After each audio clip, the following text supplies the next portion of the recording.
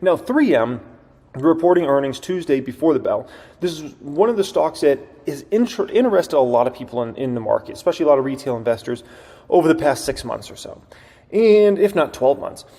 The reason being is the stock's fallen off a cliff. It's one of the most, one of those companies that is seen as like a safety company, like recession proof and all these sorts of things. And the stock's fallen about 50% in the past 5 years, right? And so a lot of people are interested, like look at the dividend yield, look at the business model they have and whatnot. But they're in a devastating spot. They did one of the worst acquisitions in the history of business, like literally, okay? And basically they bought out this company that sells like earplugs and whatnot, and especially for like military applications, and we're switching cameras.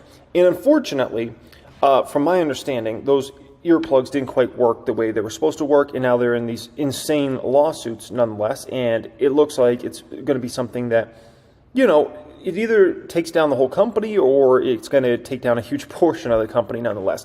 It is awful. And this was a company they paid not a very big price for, but they're going to end up having to pay out in lawsuits likely 10 to 20x, 30x, whatever they likely paid to buy out that company. And it's one of the craziest situations I've ever seen. Now, on top of that, 3M just basically recently settled this Forever Chemicals suit as well for $10 billion plus.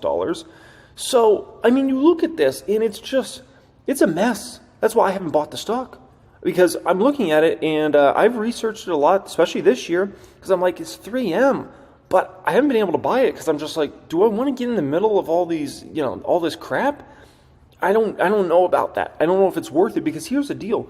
With all these massive lawsuits they're going to have to pay out for, there's a good probability that they're going to have to sell off a bunch of businesses. So what you think, and this is extremely important for everybody watching this to understand, what you think you're buying if you're buying 3M stock right now might not actually be what you get. If you think they're a company that has XYZ earnings power, guess what? I have news for you. They might not have that earnings power, because with how massive these lawsuits are, there's a good probability they're going to have to sell off some of these businesses to raise capital, okay? So you might think I'm getting this business and this business and this business and oh my gosh, these businesses are so great. But there's a decent probability they're going to have to sell off these businesses. And here's the thing. If they do have to sell off a bunch of these businesses, your earnings power goes down obviously over the coming years. But secondly, if other companies realize like 3M's in a really weakened position, then they're going to be able to bid pretty low prices for some of these businesses if 3M has to sell off some of these businesses.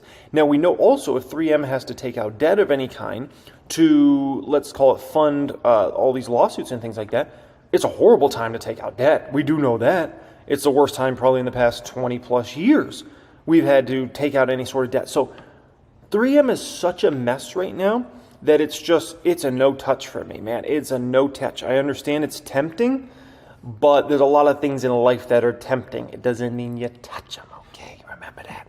PayPal, right? PayPal, in my personal opinion, is, if we want to talk about what is the best risk-reward stock in the entire stock market right now, my personal opinion is PayPal. There's no stock in this stock market, and I mean no stock in the entire stock market that has a more attractive risk-reward profile than PayPal, in terms of chances it goes down a lot versus chances it doubles up, right? So when I look at something like PayPal, we're talking about a stock that's trading based upon 2024 numbers at about a 12 to 13 PE with 9% type revenue growth. I wouldn't be surprised if they grow 10% plus next year. So that's just ridiculous. Like, there's no other way to put it. It's just silly. It's just silly. It's trading so undervalued, it's ridiculous right now. But stocks can get like that. We watched Meta get like that last year, right? So in terms of PayPal, this is a stock I continue to be a buyer of, somebody I want to, a stock I want to continue to buy here. You look at a stock like Skyworks Solutions, a big semiconductor company, right? Skyworks, this is not too complicated of a story here, okay? You look at a stock like Skyworks, trading at a forward P, or, basically based upon 2024 numbers of about 12 for the stock. And we're talking about revenue growth next year expected about 6%. It's easy. It's an easy, a good stock to hold, good stock to buy. I don't lose sleep over that one. They do get a considerable amount of their business from Apple, so it is something to take into account. Apple's in a weaker place, relatively speaking, with their business at the moment. Not like it's a disaster. It's just not exciting days for Apple right now. So Yeah, Skyworks is just an easy buy stock or hold stock. Big dog. Meta is reporting Wednesday after the bell. Okay, obviously it's the most important stock for me personally in the public account. It is the biggest position. It's even bigger than Tesla's in that portfolio, right? $535,000 riding on the stock in the public account, right? Now, what do I think is going to happen with Meta stock? Do I think they're going to beat earnings, miss earnings? What do I think is going to happen with the stock price? Okay, so my opinion is I do believe they're going to beat on EPS. Now, the interesting thing is, if they do beat on EPS, which I think they're going to do, how does that move Q3 numbers? Because that's going to be really intriguing, because Q3 is just very slight growth over Q2. So if they come in and do what I think they're going to do and come in and beat on Q2 numbers, what are we looking at for Q3, right? That's where things are going to get very intriguing. Now, if they also maybe guide out to a strong Q3, right, or a stronger Q3 than Q2, then that might even shake up what happens in Q4 numbers. So this is where you get into this like pretty exciting situation here, because if they come in and do what I think they're going to do and beat these numbers, then you have to start projecting that they're probably going to do $3 something here and likely $4 something here, right? Which makes the stock look even cheaper than it already is. So that's a potential. Now, revenue-wise, I don't have a strong opinion on revenue. I think they could be somewhere in line. If they were to do anything more than 9% revenue growth, I'd be extremely surprised and extremely pleased. I don't necessarily see that happening, but if they do, great. I also don't see them doing any worse than like 6% revenue growth year over year. If they did something worse than 6%, I'd be really disappointed with that. So 7, 8%, that sounds about right, in my personal opinion, for Meta. So in regards to their stock price, I think actually their stock price has room to move up here on these earnings. We'll see what happens.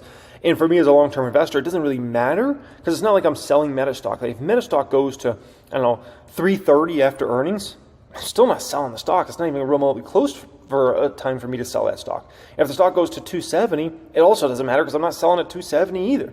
If anything, I'll probably be a buyer at 270. So for me personally, I look at this one and I actually kind of hope it goes down rather than up. But I do think there's much more upside risk in the stock. Like if you told me $10,000 in call options I got to buy, or $10,000 in put options, I'm buying $10,000 in calls.